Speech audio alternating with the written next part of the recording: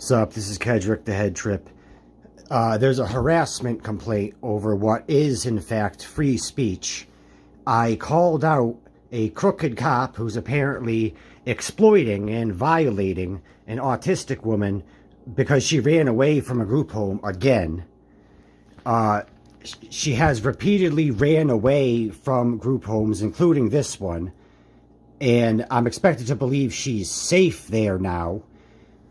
If not for me intervening, the cops would have dragged her into an ambulance, and I'm expected to believe she would make the mistake of consenting to a so-called relationship with a cop. Yeah, right. It's non-consent. This cop's a predator. Andrew Lindberg of the Middletown Police Department is quite obviously violating this woman who ran away from a group home so abusive. The predators there tracked her phone. That's how they knew where to send her, to commit her, and have her sent back to the group home she runs away from.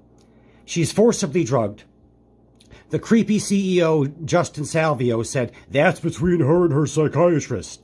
A sadist.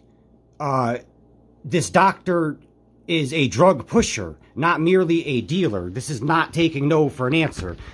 I know this woman's unwilling to use those drugs because she told me. She described that group home as like a concentration camp. And I'm expected to believe she's safe there now. I'm not buying it. And even if she had made the mistake of consenting to that so-called relationship with a cop, the fact that he's a cop and she's autistic and rotting at a group home she runs away from means that the so-called relationship would still be inappropriate. I know she doesn't consent, and even if she had made that mistake, I don't blame victims. That so-called relationship is quite obviously inherently wrong. It's sickening. The CEO, Justin Salvio, interrupted me with a variation of, "I know you are, but what am I?" when I called him to condemn him for being so creepy that he oversees a group home that a woman ran away from because that's how severe the abuse is, and they tracked her phone. She didn't go AWOL. She told them she was discharging herself. And she's not probated to the group home or anything like that. She told them, and they still tracked her phone to abduct her. And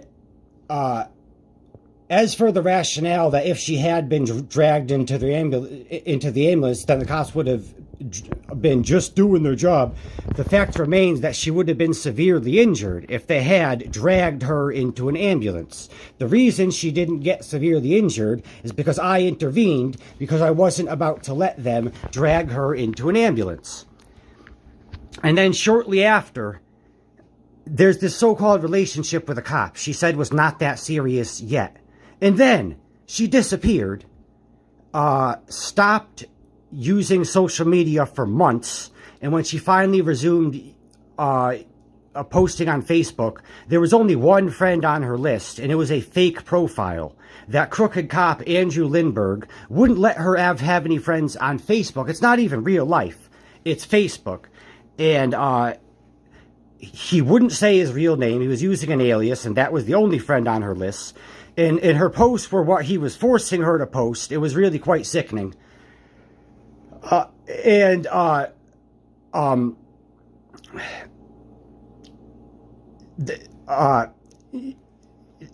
It's not even specific to her exes or to dudes. She had to block everybody except this one fake profile.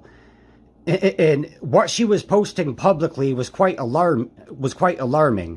And, you know, these are all indicators of some really terrifying abuse. That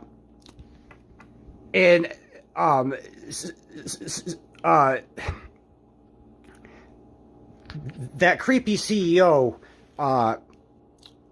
was telling me some crap about women fleeing to group homes. This woman runs away from group homes. She fled from group homes, not to them. And he interrupted me and said all sorts of crap about clients flee from abusive male partners and they flee to us. Why stoop so low? Like, I called him to condemn him because of the terrifying experience when a woman got abused so severely that she ran away and got forced back in because the creeps are tracking her phone. And he says some nonsense about fleeing to group homes, like anybody would want to suffer like that. And, you know, simply talking to this guy really gave me the creeps. Like, I could sense something's terribly wrong. I have that instinct to sense something's terribly wrong. So yeah, Andrew Lindberg is crooked, and Gilead Community Services is a really terrible company, running some really terrible group homes, and something's wrong here, and there's a risk that I could get arrested for publicizing this information because there's a harassment complaint. That's absurd. It says free speech isn't harassment. I'm telling the truth. And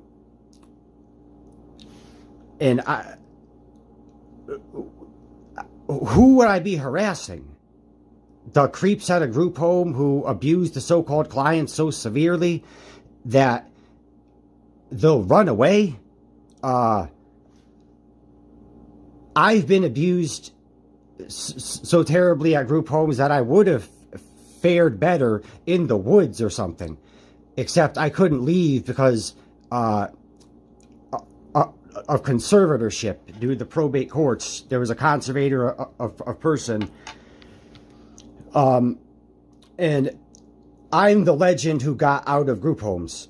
That's like unprecedented. Contrary to what that creep Justin Salvio said, they don't help clients achieve independence.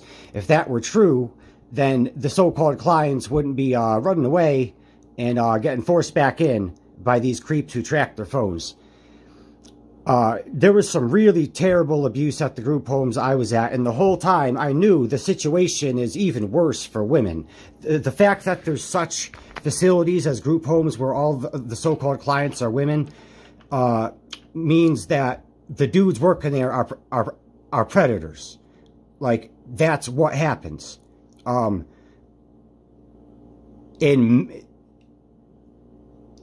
In many or perhaps most cases, these group homes for women really include such terrible abuse that a lot of them are forced prostitution rings or something really creepy like that.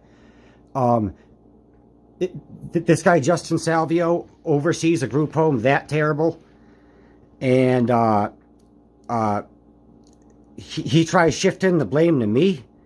And now I'm accused of harassing the creeps at that group home, and I'm accused of harassing this crooked cop who's violating a woman because she ran away from a group home again.